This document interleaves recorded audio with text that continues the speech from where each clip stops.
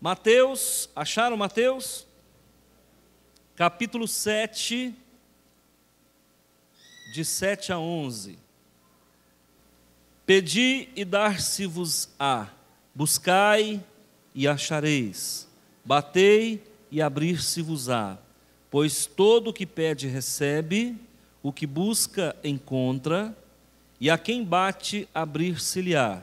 Ou, qual dentre vós é o homem que, se porventura o filho lhe pedir pão, lhe dará pedra?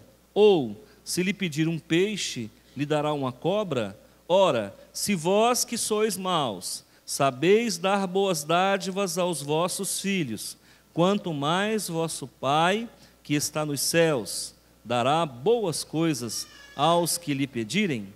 Vamos orar, deixa a sua Bíblia aberta, feche os olhos.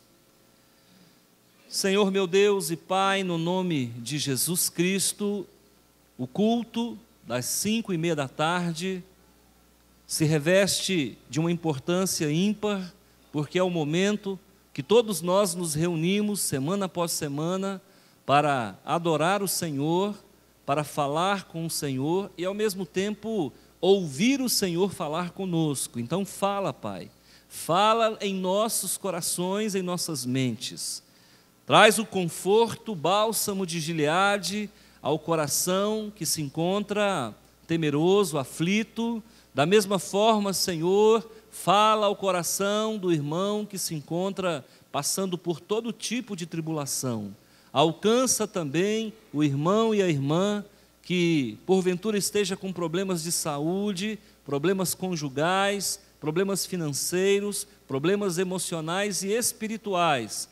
Toda a igreja está diante do Senhor e juntamente com o meu Senhor Jesus me uno a Ele, Pai, em intercessão para que a boa mão do Senhor se estenda sobre cada vida, todos nós, em nome de Jesus. Amém. Oração em foco. A missionária Neide, que é a responsável pelo ministério de intercessão, acabou de fazer uma oração intercessória em prol de alguém que se encontra necessitado em um hospital. E nossa vida, a vida cristã, ela se movimenta de fé em fé, automaticamente de vitória em vitória. E a Bíblia nos incita e nos orienta a orar incessantemente. Orai sem cessar. Pedi, dar-se-vos-á, buscai e achareis, batei e abrir-se-vos-á. O tempo todo a Bíblia está falando que tudo aquilo que pedirmos em nome de Jesus ao Pai, Ele nos concederá. E vamos encontrar aqui uma gama muito grande de versículos que nos orientam e trazem promessas imediatas ao coração que crê e ao coração que pede. Nós conhecemos ao longo da história da cristandade muitos homens que se destacaram com vida de oração. Eu posso citar Tiago, que muitos o chamam na história de joelhos de camelo. Por quê? Porque era um homem que tinha os joelhos grossos de tanto se posicionar em oração. Nós tivemos outros homens de muita oração na história também, como Francisco de Assis. Nós tivemos muitos homens de oração também, como Martinho Lutero. Tivemos também João Wesley, que orava 5 horas por dia. E tivemos também George Miller, um homem que teve mais de 10.000 orações respondidas. E a pergunta que eu faço é: será possível vivermos nós, os cristãos do século 21, podemos viver sem a prática diária de oração? E a resposta é óbvia: não podemos. Nós precisamos da oração porque ela é o refrigério da alma, ela é o ventilador da alma, ela é o dissipador terapêutico de todo sofrimento, de toda dor.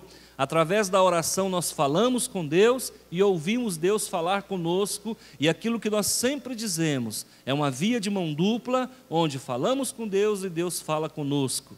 Alguns pregadores dizem que orar não é falar com Deus, é ouvir Deus.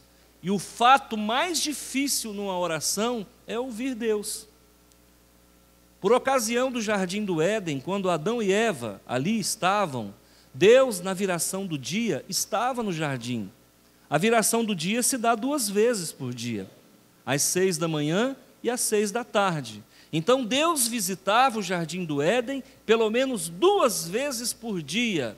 E hoje, queridos irmãos, nós temos muito mais que isso. Nós temos um Deus presente na terceira pessoa da Triunidade, que é o Espírito Santo Consolador, e Ele não nos visita 2 vezes por dia, Ele habita dentro de nós 24 horas por dia.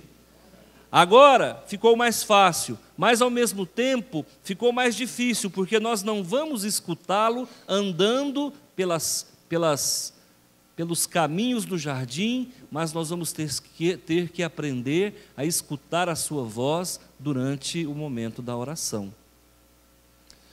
Muitas pessoas me perguntam: pastor, como é que eu vou saber se é Deus que está falando comigo ou se não é Deus que está falando comigo? E eu vou te dizer que essa é a resposta mais difícil. Mais difícil. Como é que você vai saber se quem fala com você é seu filho ou o amigo do seu filho? Você vai ter que conhecer a voz dele. Como é que nós identificamos a voz de alguém? Através do timbre. A grande dificuldade é que a voz de Deus, ela não tem um timbre conhecido para nós, porque Ele tanto pode falar com cordas vocais, audivelmente no nosso ouvido, como Ele pode falar intuitivamente na nossa mente, como Ele pode falar por testificações, como Ele pode falar por uma folha que cai, como Ele pode falar por uma brisa suave. Então fica difícil nós sabermos quando é Deus que está falando. E o remédio e a receita para nós termos a certeza de que é Deus que está falando é quando Ele confirma no nosso coração. Haverá momentos na sua vida que você terá certeza que é Ele. E haverá momentos que Ele vai estar falando e você não vai estar ouvindo e não vai estar entendendo. Então, essa é uma dificuldade nossa.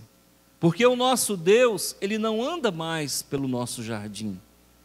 O nosso Deus, Ele habita dentro de nós e em alguns momentos a palavra dEle se confunde com o nosso pensamento, porque Ele habita dentro de nós. E aí você fala: será que é eu que estou pensando ou será que é Deus que está falando? Por que essa dúvida? Porque agora Ele habita dentro de você.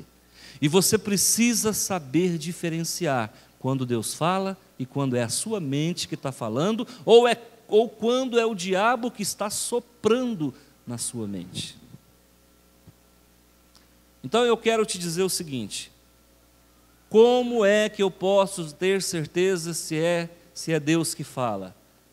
Estreita o laço, aumenta a intimidade, busca Ele mais, porque quanto mais você buscá-lo, mais esse laço se estreita e mais você começa a pegar algumas peculiaridades do teu Deus. Deus já falou comigo com voz de homem, Deus já falou comigo com uma intuição forte, Deus já falou comigo no silêncio, Deus já falou comigo na tormenta, Deus já falou comigo com um barulho dentro do quarto, Deus já falou comigo em lágrimas, Deus já falou comigo em uma situação onde alguém me aborda. Então, irmãos, o nosso Deus não dá para colocá-lo numa caixinha e dizer: Senhor, o Senhor tem que funcionar assim para que eu entenda. O nosso Deus, ninguém consegue enclausurá-lo. Por quê? Porque Ele é um Deus que age de milhões de formas diferentes. Por isso você tem que ser inteligente. E por isso a comunicação é de espírito para espírito. Não é de inteligência para inteligência. As pessoas querem entender Deus com o cérebro. E nós não entendemos Deus com o cérebro. Nós vamos entender Deus com o espírito. E é uma comunicação que nós não estamos habituados, porque no mundo em que nós vivemos tudo é matéria, é propagação de matéria. é irradiação de matéria, e o nosso Deus não é matéria, por isso é difícil de identificarmos. E a pergunta que eu faço é, aqui no texto que nós lemos, está dizendo, pedi e dar-se-vos-á, buscai e achareis, batei e abrir-se-vos-á. Isso aqui é um cheque ao portador, sim ou não? Deus está deixando dúvida ou está cabalmente afirmando que você pode pedir que vai receber? Pode pedir que vai? E por que não recebemos? Se Ele está dando a palavra dEle, e a Bíblia diz que Ele não mente nem se arrepende, a palavra de Deus diz que em Deus não há mudança nem sombra de variação, e toda boa dádiva e todo dom perfeito vem lá do alto, descendo até nós através do Pai das luzes, em quem não há mudança nem sombra de variação. Tiago capítulo 1, versículo 17. Se Deus é quem dá, e Ele promete que vai dar, por que nós não recebemos? Tem alguma coisa errada. Ou então a Bíblia está mentindo. Ou então o nosso Deus é um mentiroso. O que está errado? Nós precisamos saber por que a resposta não chega até nós. No tempo da carta, as pessoas se comunicavam por carta. Houve um tempo que era por telégrafo. Houve um tempo que era por pombos. Houve um tempo que era por telégrafo. Houve um tempo que era por rádio. Houve um tempo que era por carta. Houve um tempo que era por telefone. Agora é por internet e por WhatsApp. E por Facebook. Mas eu pergunto, você escrevia uma carta para alguém, postava no correio, por que o outro não recebia a carta? Se Deus está dizendo para você que vai te dar, então Ele dá, Ele deu, por que a bênção não chega na sua porta? Eu vou te dizer 4 motivos que impedem você de receber as bênçãos que você pede na oração. Eu não acredito sinceramente que Deus não queira te abençoar, porque Ele fala assim, ou qual dentre vós que, se porventura um filho lhe pedir pão, lhe dará uma pedra? Ou se lhe pedir um peixe, lhe dará uma cobra? Ora, se vós que sois maus, sabeis dar boas dádivas aos vossos filhos, quanto mais vosso Pai que está nos céus. Preste atenção, eu sinceramente acho que Deus sempre está pronto para te dar. Nós é que nem sempre estamos prontos para receber. Pastor, mas esse aqui é o problema, a culpa sempre cai em nós. Não, mas se existe um réu na história, é o homem. Se existe alguém que pisou na bola, foi o homem, não foi Deus. E se existe alguém que está vivendo numa masmorra, somos nós, o planeta Terra é uma masmorra. Mas o Senhor já deu, já deliberou, já facultou, já permitiu. Então Ele sempre vai, Ele sempre vai proporcionar. Mas por que então? Você vai anotar na sua Bíblia e vai gravar isso para você fazer as devidas correções, para que a partir de agora, tudo que você pedir se consolide. É importante você saber que Deus fala que dá, mas Ele não marca data. Isso é dele, isso é soberania dele. Pedi e dar-se-vos-á, mas quando? Não vos compete conhecer datas. Isso é soberania de Deus.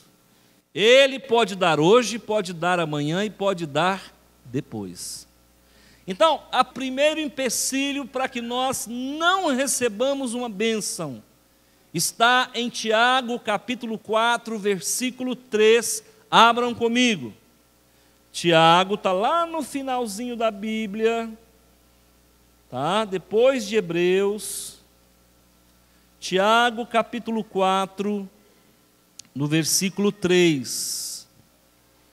Pastor, o que pode impedir eu de receber a bênção que Deus já deu? Você vai marcar esse versículo, porque você nunca mais vai esquecer. Aqui você vai aprender a palavra de Deus. Olha o que diz Tiago, capítulo 4, no versículo 3. Pedi e não recebeis, porque pedis mal, para esbanjares em vossos prazeres. O dono da concessionária do carro conhece a tua conta bancária. Deus conhece o teu coração.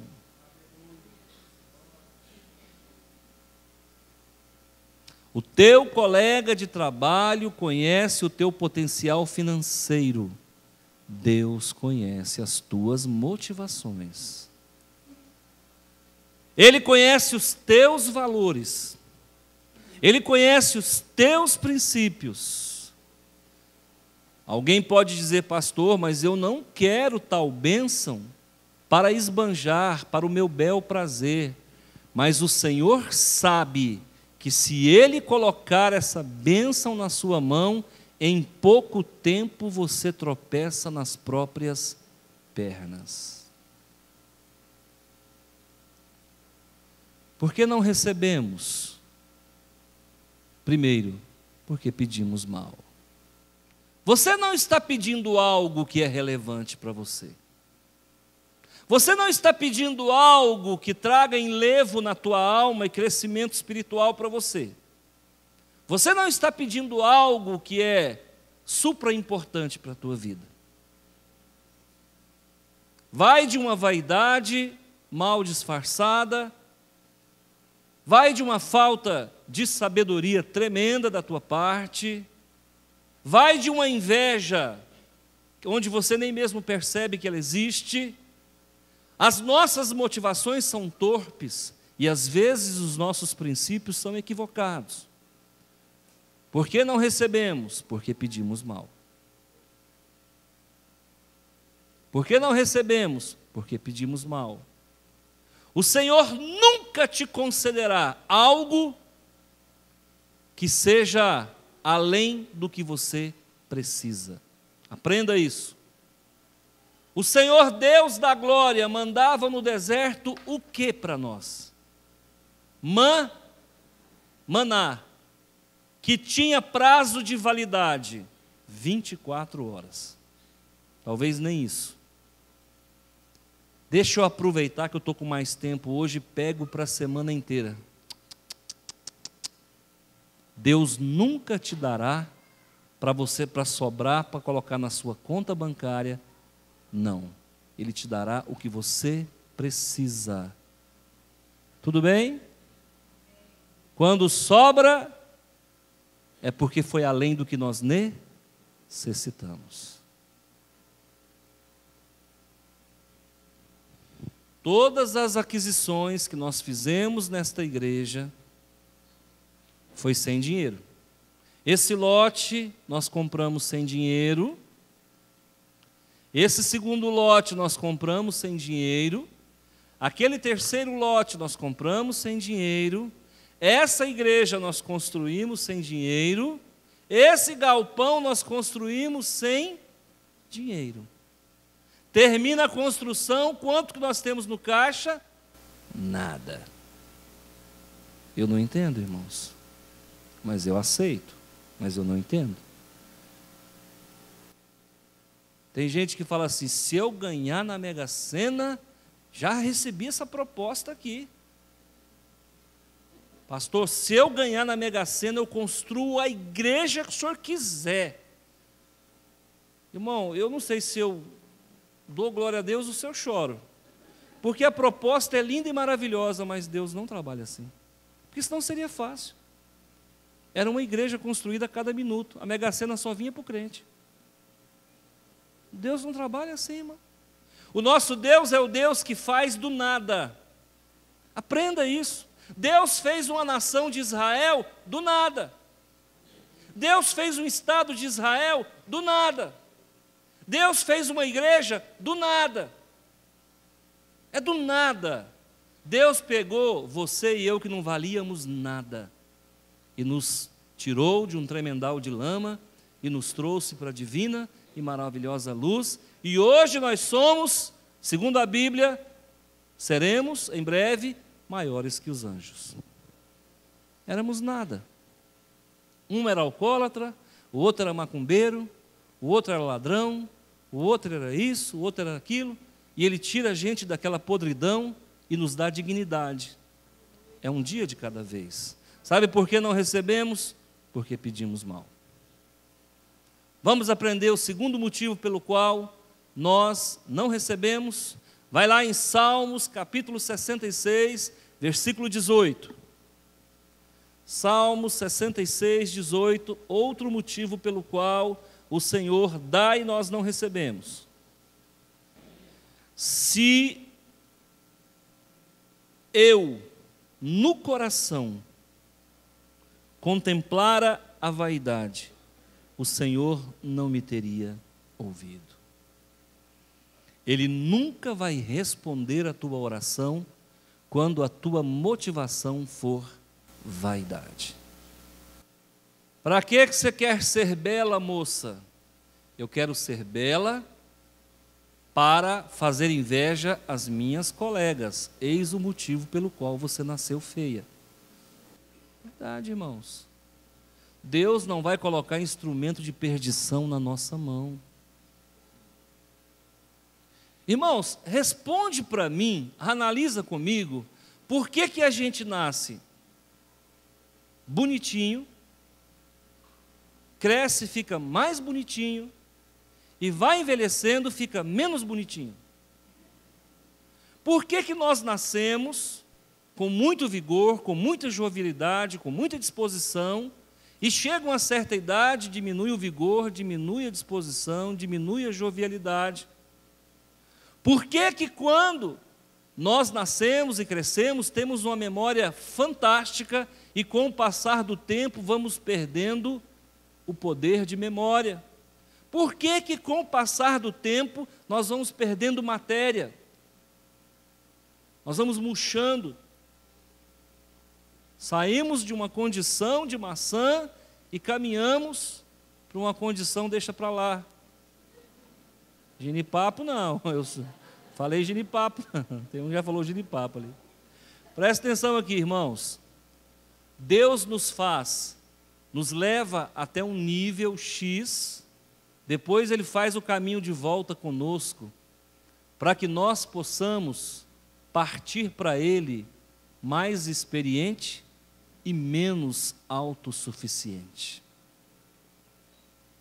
Quando nós fomos jovens, bonitos, viçosos, vigorosos, nós pecamos, erramos e às vezes o resto da vida administramos somente culpa, culpa, culpa e pecado e consequência. Muitas pessoas chegam para a velhice olhando para trás para um monte de bobagem que fez quando eram fortes, vigorosos, viçosos, viviam em função de vaidade, e o próprio Salomão disse isso no final da vida dele: tudo é vaidade. E quando nós vivemos nesse frenesi de vaidade, Deus não tem compromisso com soberba e com vaidade. Ele não responde à oração. Todo mundo aqui no Brasil conheceu uma mulher chamada Irmã Dulce da Bahia. Por favor, não vamos entrar em questões teológicas. Acho até que nós não temos condições de julgá-la. Para essa mulher nunca faltou um centavo. Nunca faltou um centavo. Mas também ela nunca pegou para ela. Na Índia existiu uma mulher chamada Madre Teresa de Calcutá, que eu posso até não concordar com a teologia dela, mas ela deu de 10 em muita gente por aí. E é uma mulher que nasceu pobre e morreu pobre, e a vida inteira se dedicou aos pobres. Nunca faltou dinheiro para aquela mulher. Deus sempre dará a quem verdadeiramente precisa e sabe usar. Eu tenho certeza que essas mulheres nunca pegaram um centavo para comprar batom, brinco de ouro ou qualquer coisa que o valha. Entende? Entende como funciona? George Miller cuidou de um orfanato, o pastor George Miller, e uma certa manhã, ele acordou e não tinha um pão para dar para os seus meninos. E ele foi para a oração, e lá na oração, na madrugada daquele dia, ele disse: Senhor, vai amanhecer o dia, e eu não sei o que fazer, não tem um pão para dar para os nossos meninos. Pela primeira vez, Senhor, será que eu vou deixar os meus filhinhos com fome? Quando foi mais ou menos 7:30 da manhã, alguém bate na porta da chácara do orfanato. Então ele foi atender, chegando lá um carroceiro, um homem muito humilde, bateu e falou: aqui é um orfanato? Ele disse: sim. O senhor que é o responsável? Sou eu. Pois é, eu mudei a rota e estou levando pão para uma cidade, a minha carroça quebrou a roda, e eu só vou conseguir arrumar ela no final da tarde, os pães vão se perder todos. Eu queria doar os pães para vocês. Conheçamos e prossigamos em conhecer esse Deus. Se você realmente está precisando, se realmente é para a honra e glória do Senhor, pode pedir, porque Ele não vai te dar, Ele já te deu. Qual é o terceiro obstáculo para que tenhamos as nossas orações respondidas, ou a bênção entregue nas nossas mãos? Vai lá para Tiago, capítulo 1, versículo 6 e versículo 7, Tiago, joelho de camelo. A palavra do Senhor diz assim, em Tiago, capítulo 1, versículo 6, peça, porém em nada duvidando, pois o que duvida é semelhante à onda do mar, impelida e agitada pelo vento. Não suponha esse homem que alcançará do Senhor alguma coisa. Por que nós não recebemos às vezes, irmãos? Nem nós cremos naquilo que nós pedimos. Nem nós acreditamos na oração que nós fazemos. Oh, Senhor, me dá, Senhor. Não funciona, irmãos. Ninguém faz oração enfiando o dedo no nariz. Ninguém faz oração coçando o ouvido. O grande problema é que nós nos revestimos de uma fantasia e de uma falsidade, de uma hipocrisia, até na oração. As pessoas vão orar e começam a falar com Deus como se estivesse ensaiando uma peça. Ó Deus, ó Deus, ó Senhor. Ninguém fala assim com ninguém. Ó grande Pai, inefável. Não funciona assim, irmãos. Isso é mentira. Fale com Deus como você está falando com o seu Pai. Fale com Deus com sinceridade. Pai, eu estou magoado. Eu estou ressentido, eu estou chateado. Seja você mesmo. Pai, eu não estou bem, a vontade que eu estou é de não ir na igreja mais. E parar com isso, porque Deus conhece o nosso coração. E infelizmente aquela oração não será contabilizada, porque você não fez ela de coração. E pior, você não fez ela com fé. Porque se eu colocar a fé na minha oração, eu não serei atendido. Por que nós somos contra as orações decoradas? Fala assim, o crente não ora o Pai Nosso. Eu oro o Pai Nosso. Eu oro o Pai Nosso. Eu oro o credo. É só o católico que ora o credo. Então é só o católico e o pastor Antônio. Mas preste atenção. Para mim essa oração vale quando eu sei exatamente o que eu estou. Pai nosso que estás no céu. Pai nosso que está no céu, santificado seja o teu nome, Ave Maria, cheia de graça. Não, gente, pelo amor de Deus. Não funciona assim não. Você tem que saber o que você está falando. Não vira um papagaio. Deus quer que você medite em cada palavra da oração, que até pode ser decorada, não tem problema. Eu oro o Salmo 91, mas eu procuro prestar atenção em cada frase que eu estou proferindo, para que ela seja carregada de fé, carregada de cognição, carregada de entendimento, carregada de autoridade, porque ela chega na presença do Senhor, ela bate e volta e não volta vazia. Por que alguém tem tantas orações respondidas e o outro alguém que professa a mesma fé não tem as orações respondidas se o Deus é o mesmo? Então o problema não é o Deus, o problema é a forma de se relacionar com esse Deus. Preste atenção. Aqui em Rio Verde não são poucas as vezes que a gente chega num estabelecimento, num local, que não tem alguém pedindo. Aconteceu a semana retrasada 2 coisas interessantes que me chamou muita atenção. Não sei se Deus estava me testando. Alguém buzinou na minha campainha lá, e eu estava no quarto, lendo, e a pessoa insistentemente apertando a campainha, e eu fui, estava sozinho em casa. Chegando lá, olhei na câmera, eu vi que alguém com a camisa amarela estava lá. Eu falei, pois não. A pessoa falou assim, eu estou precisando de uma ajuda. Aí eu falei assim, não, agora não, porque a gente está tão acostumado com pessoas que querem para usar droga, para fazer qualquer coisa. Eu falei, agora não, não tem. Ele pegou e falou assim, por favor, me ajuda. Irmãos, na hora que ele falou assim, foi uma bomba que explodiu dentro de mim. Eu tinha colocado o negócio, o fone ali, eu peguei o fone de novo, quando eu peguei o fone, que eu abri o portão, eu acho que eu nem falei, eu abri o portão, que eu corri lá, o homem desapareceu, não estava lá.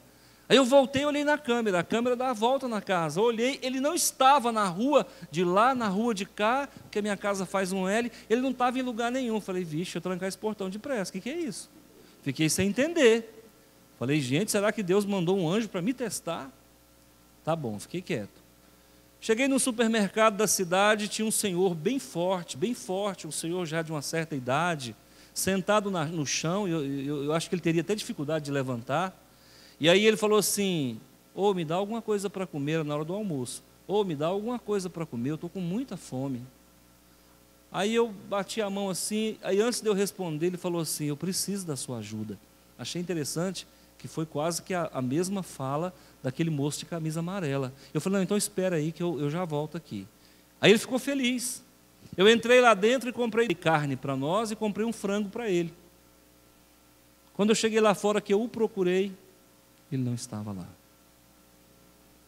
Muito estranho. Foi na mesma semana que isso aconteceu. Toma muito cuidado, irmão. Quando é alguém que realmente precisa, se você está alinhado com Deus, Ele vai testificar no seu coração. E há pessoas que pedem porque realmente precisam. E às vezes nós temos que agir como esses 2 homens que me pediram. Por favor, eu estou precisando da sua ajuda. Pai, por favor, eu estou precisando da sua ajuda. Olha como isso é diferente de, Pai. É diferente, irmãos.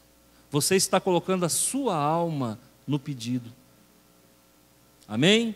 Por que não recebemos? Porque pedimos com pouca fé, não sabemos pedir. E para finalizar, vai em Provérbios, capítulo 28, versículo 9. Olha o que diz a palavra do Senhor aqui em Provérbios 28. O que desvia os ouvidos de ouvir a lei, até a sua oração será abominável. Quem não retém a palavra, quem não medita na palavra, quem não crê na palavra, quem não tem contato com a palavra, quem vem na igreja e fica usando o WhatsApp, o celular, o e-mail, a caixa postal, o Facebook, quem vem na igreja e fica conversando durante a palavra, que dá uma bebeção de água igual diabético, Deus não vai abençoar e não vai orar, não vai responder a sua oração. Gente que chega em casa, pega a Bíblia e brinca de bumerangue com a Bíblia. Gente que na hora de ir para a igreja, no outro domingo, tira a poeira da Bíblia, a bichinha ficou encostada quando não ficou aberta no Salmo 91, igual espantalho. Esse tipo de gente não tem oração respondida, não. Gente que vai na igreja para mostrar o vestido novo, para mostrar o namorado novo, ou para mostrar para algum rapaz que quer namorar, não vai ter oração respondida, não. Igreja não é point, não é ponto de encontro e nem sala VIP. E é por isso, irmãos, que nós estamos decepcionando o nosso Deus, porque a igreja serve para tudo. Serve para vender livro, serve para vender CD, serve para o pastor concordar com os nossos pecados, serve para a gente sentar e ficar ali no ar-condicionado 1 hora e meia. A igreja serve porque você não tem outra opção, a igreja serve para desencargo de consciência, a igreja serve para você ostentar uma religião, a igreja serve para você dizer que é da sede, a igreja suntuosa, a igreja serve para você dar continuidade à tradição da família, a igreja serve para tudo, menos para você introjetar as verdades bíblicas. A tua oração não vai ser respondida. Crente nominal não tem assento na mesa do Senhor. Igreja institucional é a igreja do anticristo, não sobe. Igreja onde quem prega não tem intimidade com Deus, é cego guiando o cego, a oração não é respondida. Se quem usa a palavra na tua igreja não fala aquilo que vive, e não vive aquilo que fala, essa pessoa está descredenciada, ela não é autoridade sobre a tua vida. Se Jesus não é o primeiro aqui nesse lugar, então vamos embora, que isso aqui virou clube de final de semana. E assim vai. Igrejas glamurosas, com arrecadações invejáveis, com 1.000 lugares, 2.000 lugares, igreja que serve de cartão postal, que é um point da cidade, que é um memorial, que é um patrimônio tombado. Deus não tem compromisso com essa igreja. Deus tem compromisso com a igreja que ouve uma palavra dessa e vai para casa pensando: eu, a partir de hoje, entendi que se eu pedir mal, se eu não pedir com fé, se eu estiver desobedecendo a palavra, se eu não permanecer na palavra, eu não tenho parte com Deus e Deus não tem parte comigo. Na terça-feira à noite, nós vamos ter uma oração aqui. Nós estamos orando terça, quarta e quinta, já para essa campanha. E na terça-feira à noite, nós vamos fazer o lava-pés. Se você tem medo de expor sua intimidade, nem venha, que eu vou mandar alguém enfiar o dedo entre os dedos dos seus pés e lavar. Se você tem vergonha de deixar alguém lavar o seu pé, nem venha, porque alguém vai enfiar o dedo entre os seus dedos. Quando Jesus foi fazer isso com os apóstolos, o Pedro, gente, sempre o Pedro, eu não sei por que o Pedro não calava aquela boca dele. Quando Jesus então se expôs, amarrou uma toalha na cintura, se agachou, naquele tempo não tinha zorba, e ele se agachou na frente do Pedro ali, só de toalha. Situação constrangedora para ambos. E aí Jesus vai lavar o pé dele e fala: o meu não, Senhor. O bonito, o poderoso, o querubim da guarda, o meu não, Senhor. Ele diz: tudo bem, Pedro, se eu não lavar o teu pé, tu não tem parte comigo, porque eu quero enfiar o meu dedo entre os teus dedos. Eu quero alcançar o mais íntimo do seu ser. Eu quero que você se vire do avesso, porque eu quero transformar a sua vida. Ele disse: Senhor, se é assim, lava tudo. Ele era desesperado. Lava tudo, lava a cabeça, lava tudo, Senhor. Se é para perder a salvação e a intimidade, Senhor, joga água. É assim que nós devemos ser, irmãos. Chega de nominalismo. Sabe, chega de rótulos. Nós somos de uma igreja que no passado, hoje não. Os batistas eram muito orgulhosos. Você perguntava assim: você é crente? Não, eu sou batista. Pelo amor de Deus. Pelo amor de Deus. querer ser mais do que o outro. As pessoas estão na igreja, mas com orgulho institucional. Eu sou de Pedro, eu sou de Paulo, eu sou de Apolo. Parar com isso, irmãos. Parar com isso. Lá no céu não tem batista, não tem assembleiano, não tem presbiteriano, não tem metodista. Lá no céu tem a família, a noiva, a nova Jerusalém, a igreja de Jesus. E eu quero ver o que você vai fazer lá com essa plaquinha. Placa de igreja é tão bom que fica do lado de fora e quando bate um vento ela cai. Todo ano tem que trocar essa placa. O irmão Gustavo falou, pastor, vamos trocar a placa é tão boa que tem que trocar de ano em ano. Jesus é um só e permanece na nossa vida. Amém? Quem quer ter oração respondida aqui? Anotou?